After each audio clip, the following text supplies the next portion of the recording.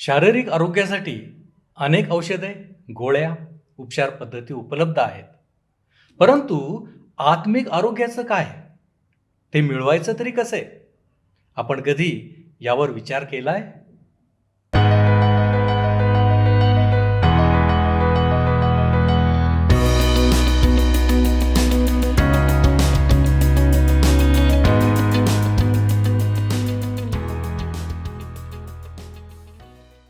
प्रभू येशू ख्रिस्ताच्या मधुर नावात आपणास सलाम. उपासना कार्यक्रमामध्ये आपले हार्दिक स्वागत.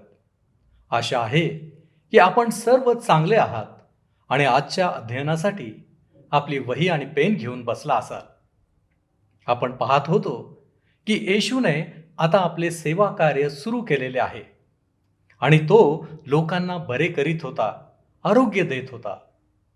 वास्तविक पाहता येशू लोकांना केवळ शारीरिक आरोग्य देऊ इच्छित नव्हता, तर आत्मिकरित्याही तो त्यांना बरे करू इच्छित होता.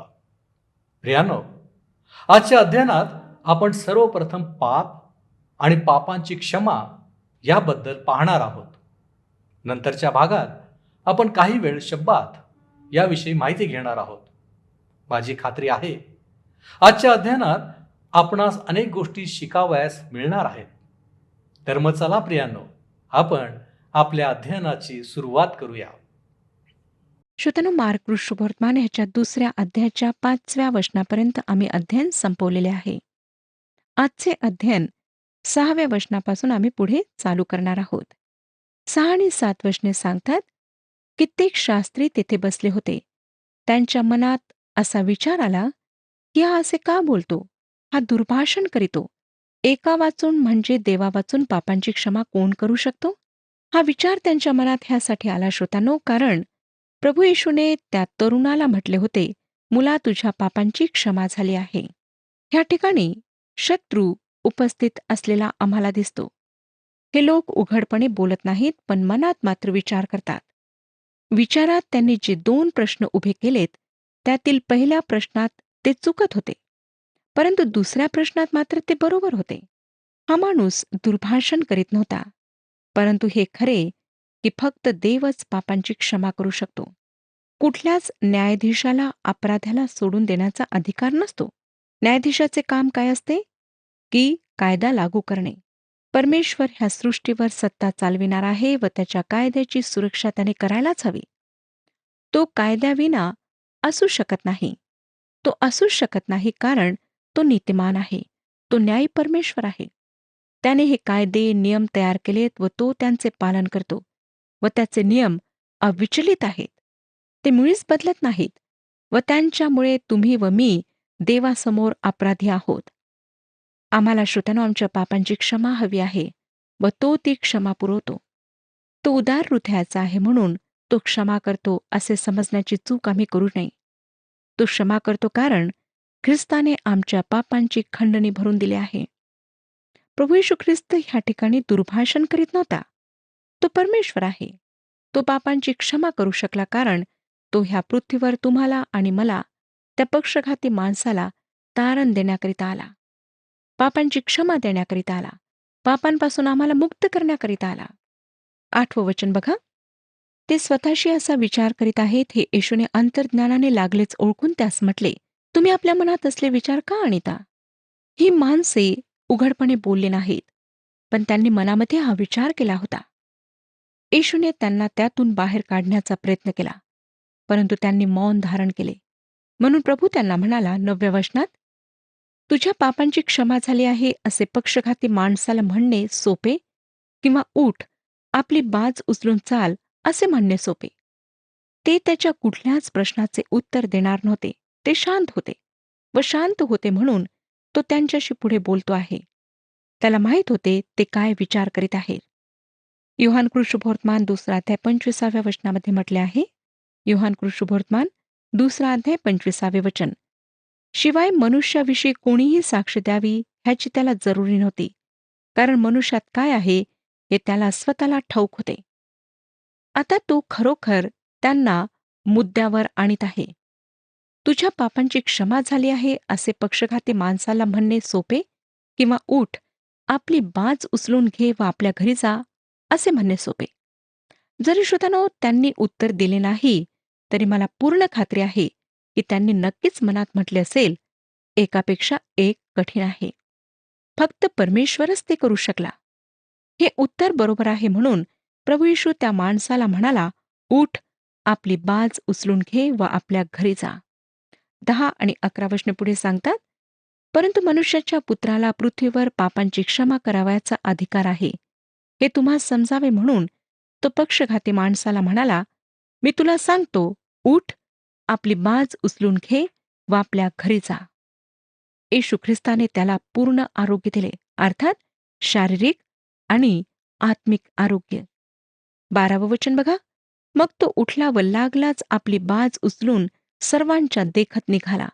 यावरून सर्वजण थक्क झाले व देवाचे गौरव करीत म्हणाले, आम्ही असे कधीच पाहिले नव्हते. आपल्याला कळेल श्रोत्यानो की हे कृतीचे शुभवर्तमान आहे आणि येथे कृतीपूर्ण चमत्कार आम्हाला पाहायला मिळाला. आणि आता येथे सुद्धा आम्हाला कृती पाहायला मिळते. 13 आणि 14 वचने सांगतात, तो तेथून निघून समुद्र किनाऱ्यावर गेला आणि सगळा लोकसमुदाय त्याच्याजवळ आला. तेव्हा त्याने त्यांना शिक्षण दिले. तेथून जात असताना त्याला अल्फीचा मुलगा लेवी जकातीच्या नाक्यावर बसलेला दिसला व त्याला त्याने म्हटले, माझ्या मागे ये. तेव्हा तो उठून त्याच्या मागे गेला. जरी हा चमत्कार नाही, तरी आम्हाला येथे कृती आढळते. आम्हाला ह्या शुभवर्तमानात फार अधिक कृती पाहायला मिळते. ह्या ठिकाणी लेवीला किंवा मत्तेला पाचारण करण्यात आले आहे. मत्ते हा लेवी वंशातला होता. कल्पना करा, तो याजकाच्या वंशातला होता, परंतु ह्या ठिकाणी तो जकातीच्या नाक्यावर बसलेला होता. ह्याद्वारे 10 वंश ज्याविषयी म्हणण्यात येते की ते हरवलेले आहेत, त्याचे उत्तर आम्हाला मिळते. अनेक ठिकाणांपैकी हे एक ठिकाण आहे श्रोत्यानो, जेथे आम्हाला यहुदा वंशाला सोडून दुसऱ्या वंशातील व्यक्ती नजरेस पडते. हे वंश हरवले नाहीत. ह्या ठिकाणी एक व्यक्ती आम्हाला दिसते जी लेवी वंशातली आहे व ती प्रभूची शिष्य होणार आहे. या घटनेत आमचा प्रभू त्याला पाचारण करणार आहे.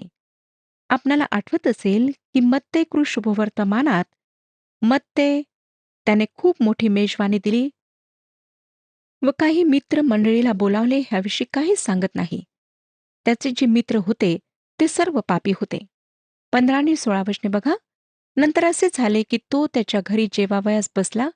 तेथे बरेच जकातदार व पापी लोकही येशू व त्याचे शिष्य ह्यांच्या पंक्तीस बसले, कारण ते पुष्कळ असून त्याच्या मागे आले होते. तेव्हा परुषातील शास्त्री ह्यांनी त्याला जकातदार व पापी लोक ह्यांच्याबरोबर जेवताना पाहून त्याच्या शिष्यास म्हटले, हा जकातदार व पापी लोक ह्यांच्याबरोबर का जेवतो? काय आपल्या लक्षात आले का की 3 वेळा हे वाक्य लिहिण्यात आले आहे की निमंत्रित लोक जकातदार व पापी लोक होते? त्याच्या सूचीत चांगल्या लोकांची नावे नव्हती. कोणी प्रतिष्ठित व्यक्ती त्या ठिकाणी नव्हता. हे सर्व त्या दिवसातील जकातदार होते. लक्षात घ्या की पापी लोक म्हणण्यापूर्वी जकातदार हा शब्द आलेला आहे. 17वं वचन, हे ऐकून येशू त्यांना म्हणाला, निरोग्यास वैद्याची गरज नसते, तर रोग्यास असते. मी नीतिमानास नव्हे, तर पाप्यास बोलवावयास आलो आहे. हे फार जबरदस्त असे उत्तर आहे. जेव्हा सर्व निरोगी असतात, तेव्हा आम्ही डॉक्टरला बोलावीत नाही. जेव्हा एखादी व्यक्ती आजारी असते, तेव्हाच आम्हाला डॉक्टरची गरज पडते. प्रभू येशूने म्हटले की तो नीतिमानांना नाही, परंतु पाप्यांना बोलवण्यास आलेला आहे. त्याने असे म्हणण्याचे कारण म्हणजे खरे पाहता तेथे फक्त पापी लोक होते. एकाच प्रकारचे लोक त्या ठिकाणी होते. एक सुद्धा नीतिमान नव्हता. परंतु पुरुषांना वाटले की ते नीतिमान आहेत. 18वं वचन, योहानाचे शिष्य व पुरुषी उपास करीत होते. तेव्हा लोक येऊन त्याला म्हणाले, योहानाचे शिष्य व पुरुषांचे शिष्य उपास करीतात, पण आपले शिष्य उपास करीत नाहीत. ह्याचे कारण काय? त्यांना वाटले की ते नियमशास्त्राधीन आहेत, परंतु नियमशास्त्रात उपासाविषयी काहीच निर्देश दिलेले नव्हते. देवाने त्याच्या लोकांना 7 उत्सव किंवा सण पाळण्याविषयी सांगितले, उपवास दिवसाविषयी नाही.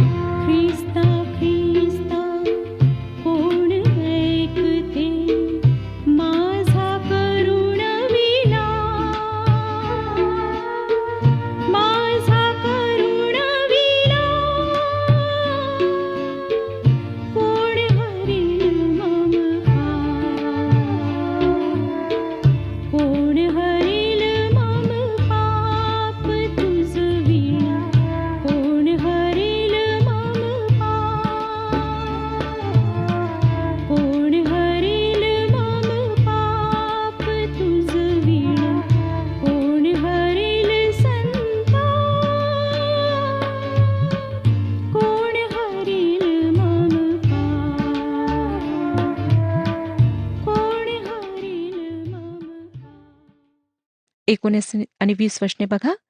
येशू त्यांना म्हणाला, वराड्याबरोबर वर आहे तोपर्यंत उपास करणे त्यांना शक्य आहे काय? वर त्यांच्याबरोबर आहे तोपर्यंत त्यांना उपास करणे शक्य नाही. तरी असे दिवस येतील की वर त्यांच्यापासून काढून घेतला जाईल, तेव्हा त्या दिवसात ते उपास करतील.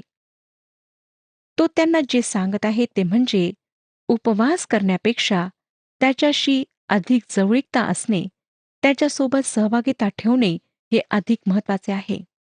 21 आणि 22 वचने. कोणी कोऱ्या कापडाचे ठिगळ जुन्या वस्त्राला लावित नाही. लाविले तर धड करण्याकरिता लाविलेले ठिगळ त्याला म्हणजे जुन्याला फाडिते आणि छिद्र मोठे होते. कोणी नवा द्राक्षरस जुन्या बुधल्यात घालीत नाही. घातला तर नव्या द्राक्षरसाने बुधले फुटतात. द्राक्षरस सांडतो व बुधलेही निकामी होतात. म्हणून नवा द्राक्षरस नव्याच बुधल्यात घालतात. प्रभू प्रेमाने भरलेले नवीन जीवन व त्याच्याशी सहभागिता ह्याविषयी 2 उदाहरणे ह्या ठिकाणी देत आहे. तो म्हणत आहे की मी नियमशास्त्राला नवीन रूप देण्यास आलो नाही. मोशेच्या नियमशास्त्रात भर घालण्याकरिता मी आलो नाही. त्यात सुधारणा करण्याकरिता किंवा त्याची वाढ करण्याकरिता सुद्धा मी आलो नाही. प्रभू येशू ख्रिस्त काहीतरी नवीन करण्याकरिता आला. जुन्या कपड्याला ठिगळ लावण्याकरिता तो आला नाही, परंतु नवीन वस्त्र देण्याकरिता तो आला. नियमशास्त्राधीन राहून लोकांनी कार्य केले, परंतु त्यांची कार्ये उधयांनी खाल्लेल्या वस्त्राप्रमाणे होती. आमचा प्रभू नीतिमत्वाचा नवीन झगा जो ख्रिस्तावर विश्वास ठेवणाऱ्यांसाठी वरून खाली येतो, तो पुरविण्याकरिता आला, ज्याद्वारे तो सर्वसामर्थी परमेश्वरासमक्ष अर्थात ती व्यक्ती जी ती वस्त्रे परिधान करते, ती व्यक्ती परमेश्वरासमक्ष उभे राहण्याकरिता योग्य ठरू शकेल. श्रोत्यानो, ह्या ठिकाणी एक फार गौरवी विलक्षण अशी गोष्ट तो सांगत आहे. आमचा प्रभू जुन्या करारातील पद्धतीचे नियमशास्त्र किंवा धर्म लोकांपुढे अधिक वाढवून मांडण्याकरिता आला नाही. नवीन असे काही सांगण्याकरिता तो आला. आणि जे नवीन आहे ते वास्तविक आहे, आणि ते हे आहे की तो ह्या जगाच्या पापांसाठी मरण पावेल.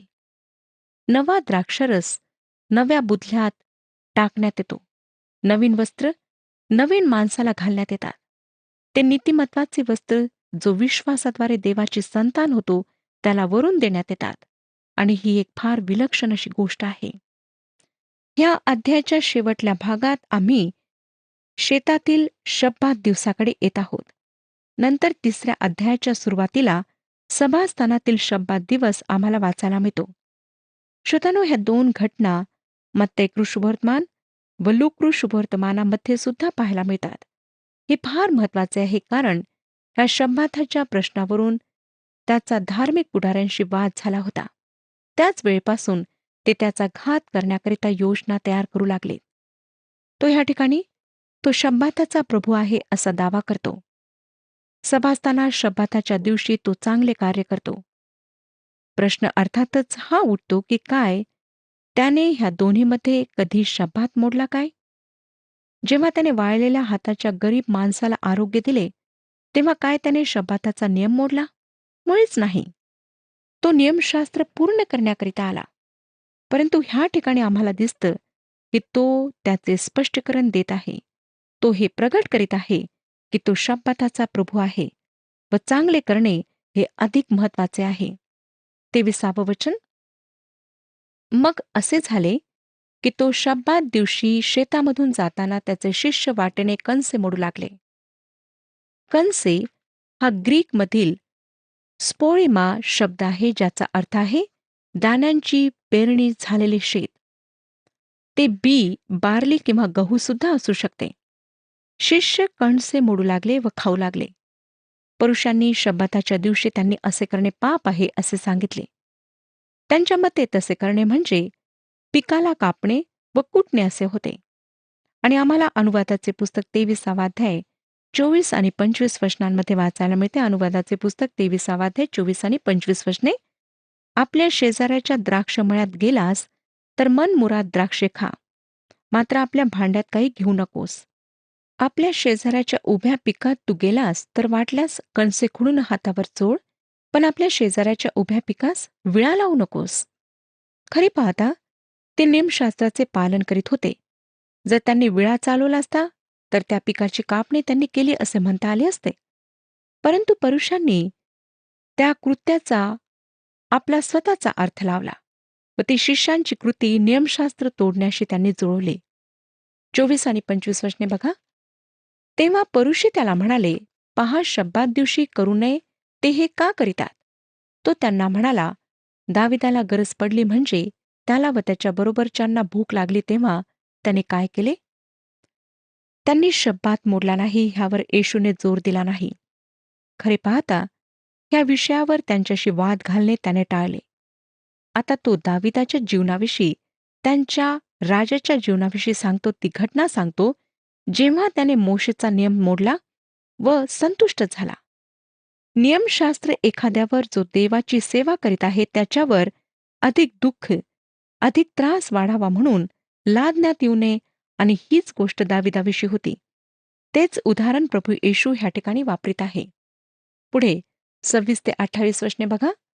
अब्याथार प्रमुख याजक असता तो देवाच्या मंदिरात कसा गेला व याजकांशिवाय कोणीही खाऊ नयेत त्या समर्पित भाकरी त्याने कशा खाल्ल्या व आपल्या बरोबरच्यांनाही कशा खाव्यास दिल्या हे तुम्ही कधी वाचले नाही काय?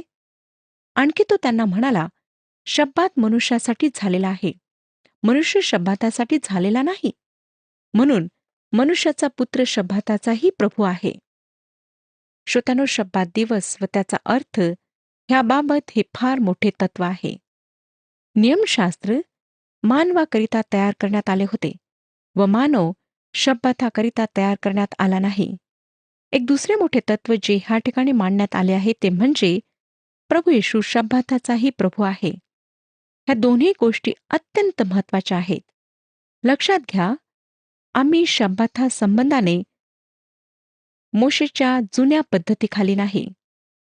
इस्रायल राष्ट्र व देव ह्यांच्यामधील कराराचा तो एक भाग होता. निर्गमचे पुस्तक 31 अध्याय 12 ते 17 वचने आम्हाला सांगतात. मग परमेश्वर मोशेला म्हणाला, तू इस्रायल लोकांना आणखी असे सांग की तुम्ही माझे शब्बात अवश्य पाळावे, कारण पिढ्यानपिढ्या तुमच्या माझ्यामध्ये ही खूण आहे. ह्यावरून हे कळावे की तुम्हाला पवित्र करणारा मी परमेश्वर आहे. म्हणून तुम्ही शब्बात पाळावा, तो तुमच्यासाठी पवित्र आहे. जो कोणी तो भ्रष्ट करील त्याला अवश्य जीवे मारावे. जो कोणी त्या दिवशी काही काम करील त्याचा स्वजनातून उच्छेद व्हावा. 6 दिवस काम करावे, पण 7वा दिवस परमेश्वराचा पवित्र दिवस, परम विश्रामाचा शब्बात होय. कोणी शब्बात दिवशी काम करेल तर त्याला अवश्य जीवे मारावे. इस्रायल लोकांनी शब्बात पाळावा. शब्बात हा निरंतरचा करार समजून त्यांनी तो पिढ्यानपिढ्या पाळावा.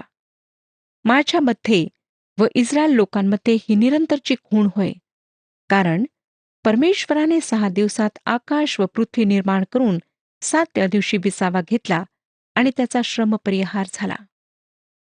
आता 3ऱ्या अध्यायामध्ये शब्बाता दिवशी घडलेली जी दुसरी घटना आहे ती आम्हाला पाहायला मिळते. पहिली 2 वचने सांगतात. 3रा अध्याय पहिली 2 वचने. मग तो पुन्हा एका सभास्थानात गेला. तेथे वाळलेल्या हाताचा एक माणूस होता आणि त्याच्यावर दोष ठेवावा म्हणून शब्बात दिवशी तो त्याला बरे करीतो की काय हे पाहावयास ते टपून बसले होते. प्रश्न हा उद्भवतो की काय ह्या अपंग माणसाला तेथे मुद्दामून ठेवण्यात आले होते? उत्तर आहे होय. दुसरी घटना शेतामध्ये घडली. कणसाच्या शेतात. ती बाहेरची जागा होती. प्रभू येशू ख्रिस्त अनेकांना आरोग्य देत होता आणि ह्या लोकांना माहीत होते की जर ते ह्या अपंग माणसाला त्याच्या मार्गात ठेवतील तर प्रभू येशू सभास्थानात येताना त्याला अवश्य बरे करेल. खरे पाहता त्यांनी जे केले ते येशू ख्रिस्तासाठी अभिनंदनाप्रमाणे होते. त्यांना माहीत होते की तो दयाळू आहे, परंतु अर्थातच ते हे म्हणण्यात अधिक रुची ठेवत होते की त्याने शब्बात दिवशी त्याला आरोग्य देऊन शब्बात तोडला. म्हणून मला वाटतं श्रोत्यांनो की त्यांनी जाणून बुजून त्या माणसाला तेथे ठेवले आणि आम्हाला सांगण्यात आले आहे की ते ख्रिस्ताचे शत्रू तेथे टपून बसले होते. ते अगदी लहान गोष्टींद्वारे त्याच्या विरुद्ध दोष लावण्याकरिता कारण शोधित होते आणि त्यांना अधिक प्रतीक्षा करावी लागली नाही, कारण त्यांनी 3ऱ्या वचनात काय केले ते आम्हाला वाचायला मिळते. तेव्हा त्याने हात वाळलेल्या माणसाला म्हटले, उठ, मध्ये उभा राहा. प्रभू ह्या ठिकाणी काही करणार आहे. त्याने त्याला म्हटले, उठ, मध्ये उभा राहा. त्याने असे म्हटले कारण तो काही सांगू पाहत होता. 4थं वचन, मग तो त्यांना म्हणाला, शब्बात दिवशी बरे करणे किंवा वाईट करणे, जीव वाचविणे किंवा जीव घेणे, ह्यातून कोणते सशास्त्र आहे? पण ते उगेच राहिले. ते त्याला उत्तर न देणे शिकले होते, कारण जेव्हा जेव्हा त्यांनी उत्तर देण्याचा प्रयत्न केला, तेव्हा तेव्हा त्यांची फसगत झाली होती. 5वं वचन, मग त्याने त्यांच्या मनाच्या कठीणपणामुळे खिन्न होऊन त्या सर्वांकडे रागाने पाहिले व त्या माणसाला म्हटले, हात लांब कर. त्याने हात लांब केला आणि तो बरा झाला. आता प्रभू येशू त्यांच्या चालीरीती, परंपरा ह्यांना मोडून इस्रायलांना शब्बात दिवस लावून देण्यामागे देवाचा मूळ उद्देश काय होता, त्याकडे लक्ष लावण्याचा प्रयत्न करीत आहे. ते त्याला उत्तर देत नाहीत, कारण त्यांना माहीत आहे की ते स्वतःची फजिती करून घेतील. ह्या ठिकाणी लक्षात घ्या श्रोत्यानो, की प्रभू येशू रागाने त्या सर्वांकडे पाहत आहे. लक्षात घ्या की येशूला राग सुद्धा येत असे. ग्रीकमध्ये जो शब्द आहे त्याचा अर्थ आहे थोड्या वेळापुरताचा राग, आणि खिन्न होण्यासाठी जो ग्रीक भाषेमध्ये शब्द आहे तो आम्हाला वर्तमान काळ दर्शवितो, ज्याचा अर्थ त्याला दुःख वाटत राहिले, तो खिन्न झाला आणि ती खिन्नता त्याच्या मनात राहिली असे दर्शविते. परंतु राग शमला, कारण तो थोड्या वेळासाठी होता. त्यांच्या मनाच्या कठीणपणामुळे ती खिन्नता त्याच्या मनात सतत होती. येशू त्या माणसाला बरे करतो. तो शब्बात दिवस होता, परंतु शब्बात माणसासाठी बनलेला आहे, मानवासाठी बनलेला आहे, व येशू शब्बाताचा प्रभू होता. त्या शब्बात दिवशी त्याने त्या माणसाला आरोग्य दिले. दुसऱ्या अध्यायातली घटना व ही घटना आम्ही एकत्रित अभ्यासायला हवी. 6वं वचन सांगतं, मग परुषी बाहेर जाऊन त्याचा अर्थात येशूचा घात कसा करावा ह्याविषयी लागलीच हेरोदियांबरोबर त्याच्या विरुद्ध मसलत करीत बसले. श्रोत्यानो, अशा प्रकारे आम्हाला दिसतं की प्रभू येशूच्या प्रत्येक हालचालीवर ह्यांची नजर होती आणि प्रत्येक गोष्टीला ते मोशेच्या नियमशास्त्राच्या प्रकाशात पडताळून पाहत असत, आणि त्यांनी अशा प्रकारे येशू ख्रिस्ताच्या विरुद्ध षडयंत्र रचले. प्रभू परमेश्वर ह्या विषयात आपले मार्गदर्शन करो आणि आपणाला आशीर्वाद देव.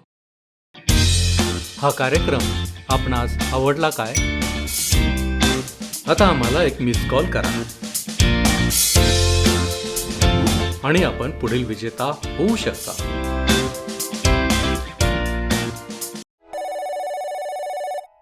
प्रियांनो, आत्मिक आरोग्य ही एक महत्त्वपूर्ण बाब आहे. येशूचा या जगामध्ये येण्याचा हाच उद्देश होता की पापामुळे होत असलेल्या नाशापासून लोकांचा बचाव करणे. हे आम्ही सदैव लक्षात ठेवावे की येशूला पाप नव्हे तर पापी माणसे आवडतात. तो त्यांच्यावर दया आणि कृपा करू इच्छितो. म्हणून पापापासून दूर राहणे हेच आम्हा मनुष्यांसाठी आवश्यक आहे. विश्वासाकडे पाहून आमच्या पापांची क्षमा करण्यात येते. आमच्या विश्वासामुळे एखाद्याच्या जीवनामध्ये देवाची क्षमा प्राप्त होऊ शकते. आपण प्रार्थना करू. पवित्र पवित्र पवित्र थोर आणि सामर्थ्यवान देवबापा, आम्ही पुन्हा एक वार तुझ्या चरणापाशी आलेलो आहोत.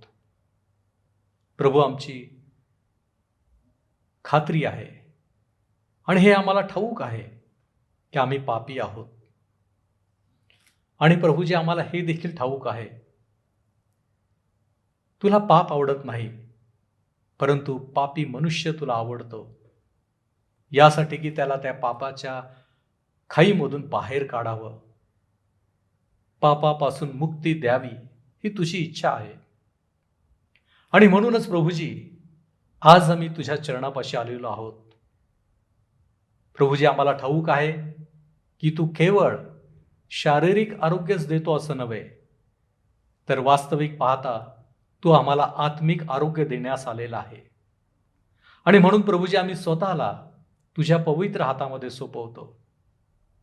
प्रभूजी, त्या आत्मिक आरोग्य आम्हाला लाभावं म्हणून आम्ही तुझ्याकडे विनंती करतो. तू आमचा ताबा घे, तू आम्हाला आशीर्वादित कर. येशू ख्रिस्त आमचा प्रभू याच्याद्वारे मागतो म्हणून तू ऐक. आमेन. आत्मिक आरोग्य प्राप्त करा. आपल्या जीवनाच्या द्वारे देवाचे गौरव करा. प्रभू आपणास सहाय्य करो